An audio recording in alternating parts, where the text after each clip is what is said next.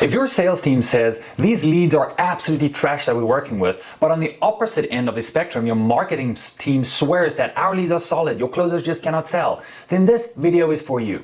This dynamic has been going on since the dawn of time, and I personally have struggled with this over and over again, and that is sales versus marketing. So in this video today, we're going to squash this blame game once and for all and get to the bottom of it. I'll show you exactly how to tell whether the problem is your marketing team or your sales team. No guessing, just data. So let's get into this. But before we get into it, we have to ask ourselves why this battle exists. Now, in most growing businesses, marketing and sales are at war. And I'm sure you watching this, you have dealt with this before. So you see, on the one end of the spectrum, marketing team runs the ads, brings in the leads, and says our job is done. And the sales team basically takes those leads, struggles to close, and says we can't work with this. Now, this creates a vicious cycle. But here's the truth. You don't have a sales problem or a marketing problem. You have a visibility problem. You see, you're not diagnosing the right data. You're relying on feelings instead of frameworks. And that's exactly why the finger pointing never ends. And trust me, it's not to a fault of your own. I have dealt with this over and over again. And again, in this video, I'm gonna show you exactly how to pinpoint either it's sales or it's marketing, right? But right now, we first have to dig into the visibility problem so that you can see exactly what's going on. So let's break it down. You see, here's how to figure out who's actually underperforming, whether that's sales, marketing. We're gonna dive in right now. So step number one is you're gonna actually have to audit, right? Audit the sales calls. And again, I apologize for my handwriting. But the first thing you want to do is audit the sales calls and just see what the call quality is right? So the first thing you want to review is basically take 5 to 10 random sales calls. And the things that you're going to be looking for is the following. Did the closer ask discovery questions, right? Did they build urgency, right? Did the closer present the offer with clarity, right? Did they overcome objections? And did they ask for the close? And in addition to that, are they actually qualified, or do the prospects have the money? This is so important, because again, a closer has to do his or her job, right? Which is all the things I just mentioned: objection handling, making sure that they are qualified, right? Making sure that they have the money, making sure that they're building the urgency on the call itself. The closers have to do their job, and if they do their job correctly, right, then you can start pinpointing things, right? And if they are not doing things correctly, right, then you're obviously going to have to make changes, right? Now, you're probably sitting there and saying, okay, well, you know, if I went to this checklist and they did all this is all good and well, but what are some of the things that I can look for, or the red flags, I should say, that can basically pinpoint if the lead quality is poor, right? Because then we can go back to, it's a marketing problem, right? Now, the first red flag that we can look for is if we review these sales calls and we figure out that the prospects don't actually understand or know what your service is in the first point, right? So if the leads basically ask questions such as, wait, how much is this? 3 minutes into the call, right? They don't have a problem that they need to get solved, okay? Or simply if the leads are unemployed, broke, or just shopping around or curious, right? That is a red flag, right? So if the calls are sloppy, it's probably not a lead issue, it's going to be a rep issue, right? And what I mean by when the calls are sloppy is if they're underqualified, they don't know why they're on the call, right? Specifically if the rep does not handle the objection handling, you know, the qualification, and so on and so forth, and the calls are just sloppy, again, it's probably not a lead issue, it's a rep issue. So basically, the overall arching theme here in step one, when you audit these sales calls, is you have to basically evaluate, is the closer doing his or her job? If yes, right, look for the red flags, right, so that you can take that to the marketing team. However, again, if the rep is doing everything well, or everything right? And again, the opposite end of the spectrum is that the lead quality is really bad, right? You'll be able to tell immediately. Or again, if the lead quality is good, you'll be able to tell by just auditing the sales calls yourself, right? Now, what are some of the actionable steps here you can create, right? Well, one of the actionable steps that you can take away today is create a tally of how many leads meet your ICP, right? Or your ideal customer profile, versus how many leads are clearly disqualified and should not have been on the call in the first place. Then take that list and pass it on to your marketing team so that there's a clear actionable step to say, hey, these X number of leads were not qualified qualified, should not have been on the call, is not ideal client profile, right?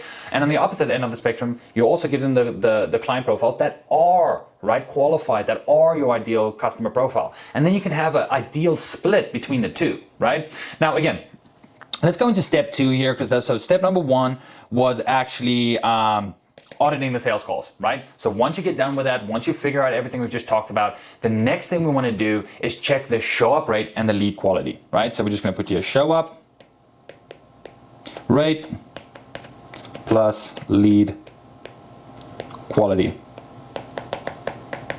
Okay, so that is step number 2, is checking the show up rate and the lead quality. Specifically, you want to look at the show up rate on calls from your marketing funnel only, right? Because again, this is sales versus marketing. This is the problem we're talking about. So you want to look at the calls specifically from your marketing funnel, right? And not, for an example, the calls coming from your referrals and so on and so forth. Now, a good benchmark for good marketing, right? The show up rate should be anywhere from 70 to 90%. That means the marketing side of your business is doing a great job, right? They're making sure people know about the call, making sure that people actually show up to the call, right? Now, again, bad marketing on the opposite end of the spectrum is anything under a 50% show up rate. That is absolutely horrendous, right? Now, again, if your show up rate is low, right, ask yourself the following questions, right? Is your funnel or website over-promising and coming off as scammy, right? This will directly affect your show-up rate as well. Another question you can ask yourself is your VSL attracting the wrong audience, right? And another way to frame that is, are you calling out your ideal ICP? Are you calling out your ideal client profile, right? If not, you're going to be attracting the wrong people to the calls, right? And another question you can ask yourself is, are the automated reminders going out, the email, the SMS sequences, right? And again, in addition to that, we're in a day and age where I simply believe that if you're just going to be lazy and just send out the default reminders, the SMS and emails, people already know this is automated. Why are they going to respond to an automated message, right? What is the incentive for them to respond to an automated message, right? However, you have to make sure that they still go out and get creative with those emails and SMS sequences. There's plenty of videos on this channel about that, right? But again, to give you a shortcut to all of this is have setters send those email and SMS reminders manually, right? This way, there's a human interaction, right? The prospect feel like they're actually being heard and understood and they're not just talking to some bot, right? Because again, people buy from other people they know, like, and trust, right? They're not going to interact if they know it's an automated message, right? They're not going to interact, right? And a good way to do this is to have 2 points or 2 touch point avenues, right? And what I mean by that is have your unique email and SMS reminders go out with a Zoom link and so on and so forth. And then from a different number, right, have your setters reach out, right? And say things such as, let's just say the lead's name is Pat, for an example, right? Hey Pat, just checking in if you received automated messages with regards to receiving the Zoom call link, right? Sometimes these messages don't get delivered. Just want to make sure and reach out personally to see if you received the automated reminders. This way you are calling out and telling the prospect that the previous text messages or emails that they received was automated, even though they know that. That makes your second touch point from your setter more realistic, right? And they're going to believe that it is actually a real person contacting them, which it should be, right? You should have a real setter go in there and contact your leads prior to the call, right? Especially if you are under a 50% show up rate, you definitely need a setter to bump that show up rate up, right? And this is so important, because at the end of the day, you want your closers to focus on closing and nothing else, not chasing leads, not making sure that people show up to the call. That should be your setter's job, right? Now, just because your funnel gets opt-ins and booked calls doesn't mean it's attracting the right people, right? So again, ask yourself, and this is going on the marketing side, right? Ask yourself, is your ad copy calling out your ideal ICP, right? For an example, coaches doing 20K a month who sell high ticket versus just online coaches, right? Get niche specific so you can attract the right ICP. Ask yourself another question. Are you filtering for income, offer types, or business size before they actually book, right? And this comes down to your application, making sure that you're actually filtering the right people out to make sure that you're actually working and talking with the right people on the call itself, right? Now, another question, right, Or another qualifying question can look like this, right? How much revenue are you currently generating? Or what's your average client value? And then also stack that on, how many clients do you close on a yearly basis, right? Then you can actually work out indirectly what the revenue is by not asking them for the revenue, because sometimes, people do not want to give out the revenue numbers. That's okay. Reverse engineer it. Ask them what their average client is worth and ask them how many clients they close on a monthly basis or yearly basis, right? Super easy. And then you do the math yourself, right? Now, here's a little thing that you can look into. If you're getting high call volume but low quality leads, the problem is the top of the funnel targeting or messaging. Okay, so high volume, low lead quality, right? The problem is marketing, right? Specifically top of funnel marketing. Now, what are some of the actionable steps you can take here? Well, if you do have high volume but low quality, simply add more friction to your funnel with qualifying questions, right? Add more friction. Why? Because you're gonna actually get rid of the people that you do not want to talk to and save your closers time and protect their calendar space. Okay. Now, on the opposite end of the spectrum, if the leads don't show up, it's probably a marketing, messaging, or funnel expectation issue. Okay. Now, let's move on to step 3. So step 1 was audit your sales calls, right? Step 2 was actually evaluating your show up rate and your lead quality. This is basically seeing, step 1 is to see if it's a closer issue. Step 2 is to see if it is a marketing issue. Now, step number 3, let me just draw this out. Step number 3 is actually going to be looking at your lead to call conversion. So we're just going to put down here conversion. Okay, so basically you're just going to look at your lead to call conversion, right? How many, if you received 1,000 leads on a monthly basis, how many of those 1,000 leads actually booked a call? Right? And I can give you kind of like a indication here that if it's under 5%, you do have a weak funnel, or alternatively a lack of a setter, right? Because again, people these days do not want to spend their time watching VSLs, going through all this effort. They want to get to the call right now and right here, right? So the moment they actually submit an application, within 5 minutes, you need to have a setter reach out to them, create that human connection to get them on a call with your closer. And the setter is going to qualify them. They're going to do all that good stuff to make sure that the closers are talking to the right ICPs, right? Now, again, if your funnel is converting between 5 and 10% of the leads that you're getting, that is okay, all right? That is perfectly fine.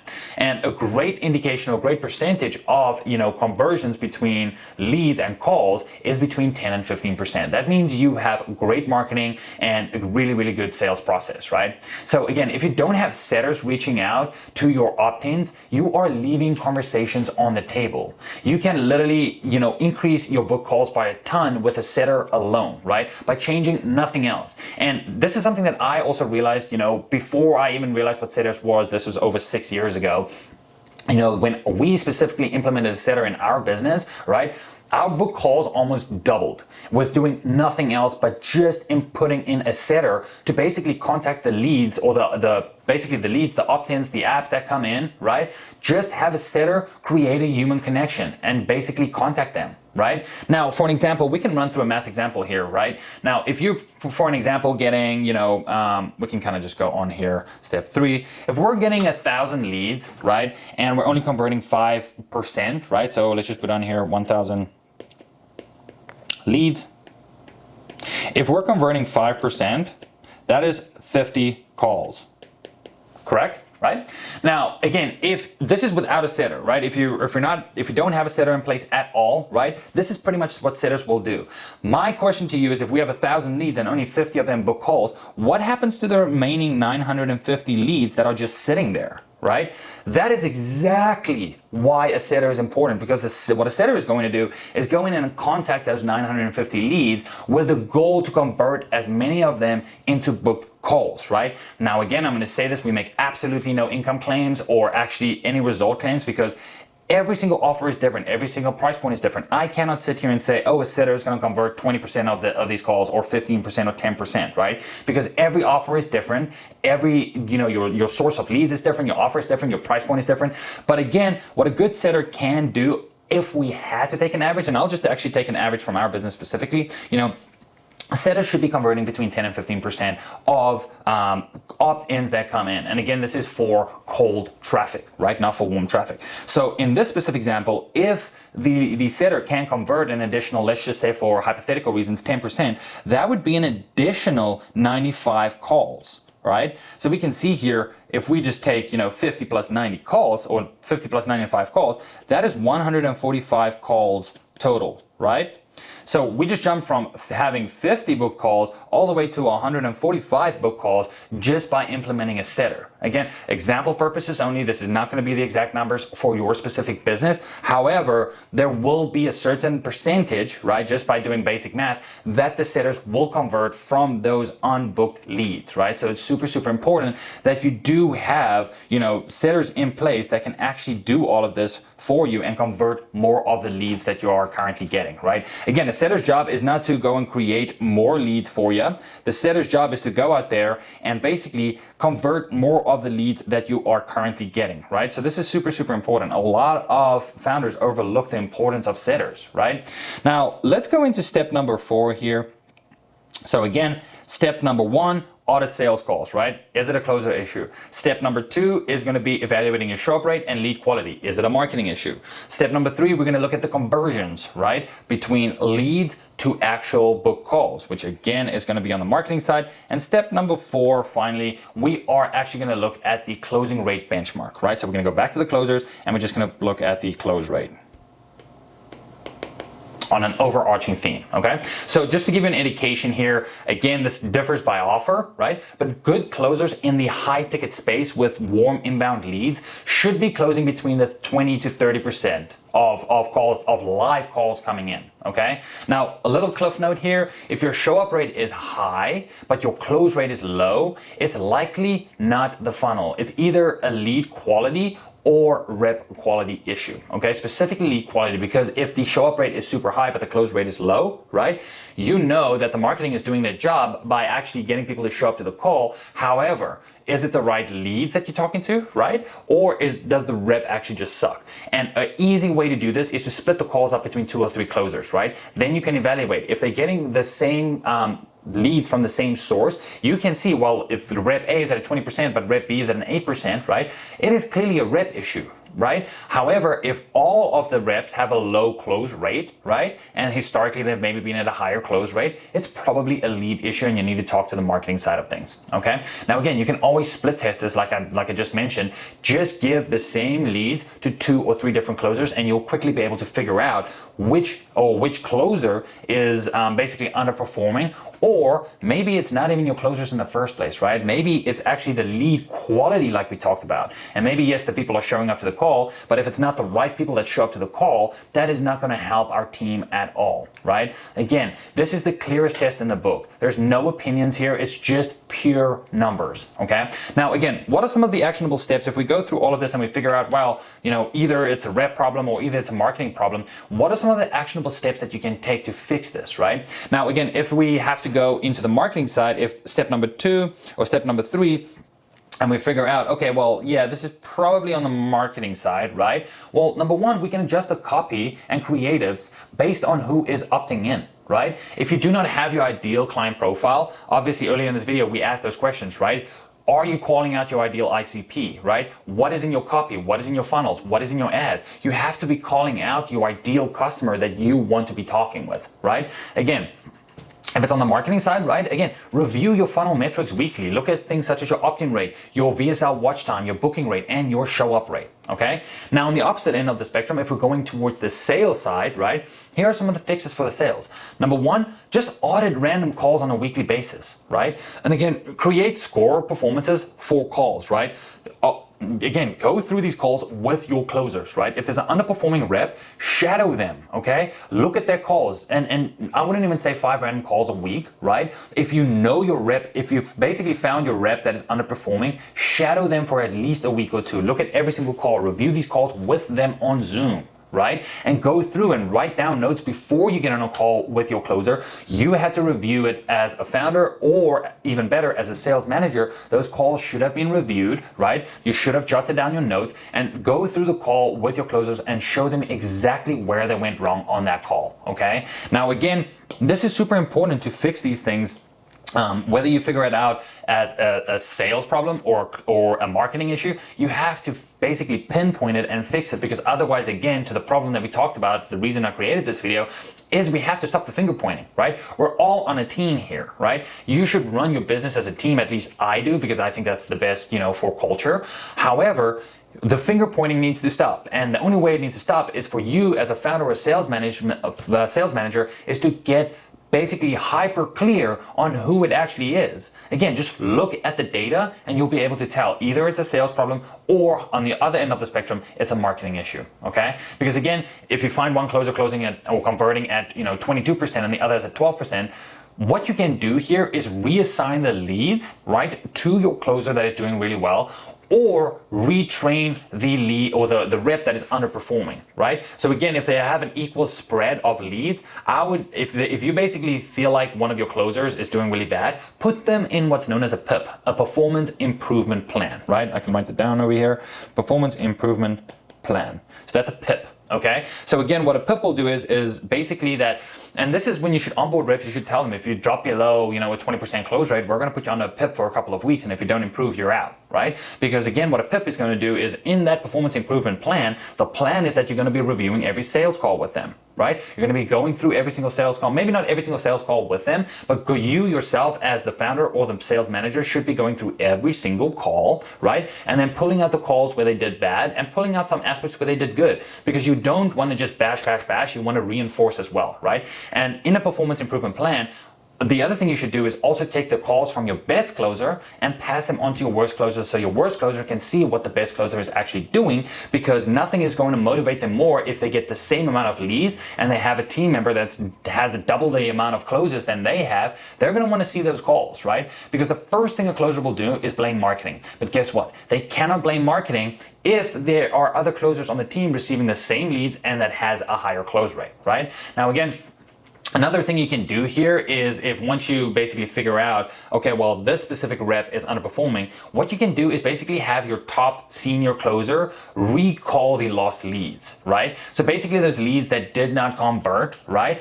You can just have your senior closer reach out. Now, a lot of times those leads are already burnt, right? However, if you do have a really good closer, they can come in and revive those leads. And you're probably sitting there, well, give me some little touch points here. What can they say to revive those leads, right?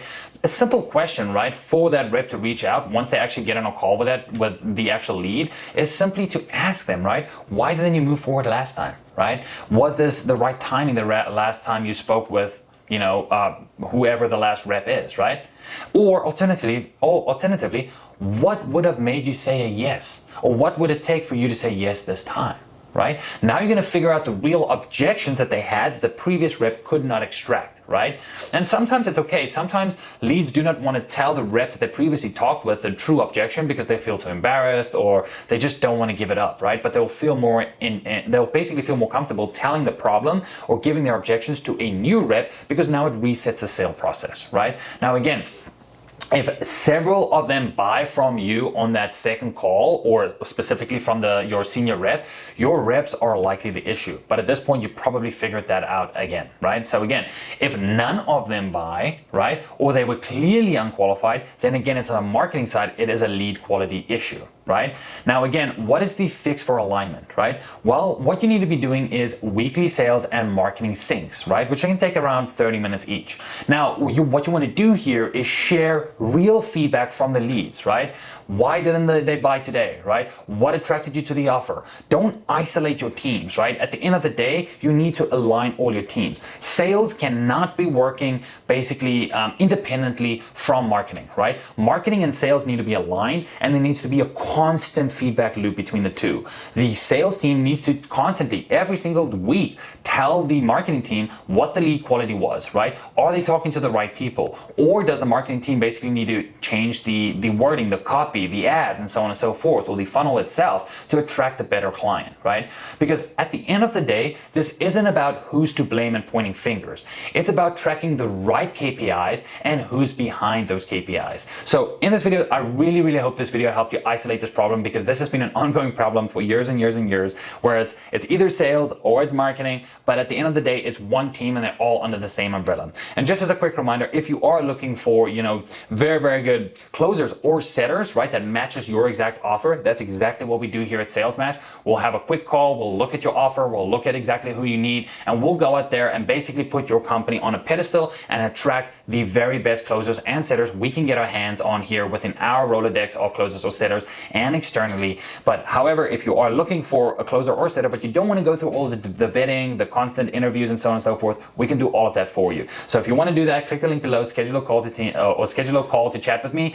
and we'll see what you need and go from there. Other than that, I'll see you in the next video. Bye-bye.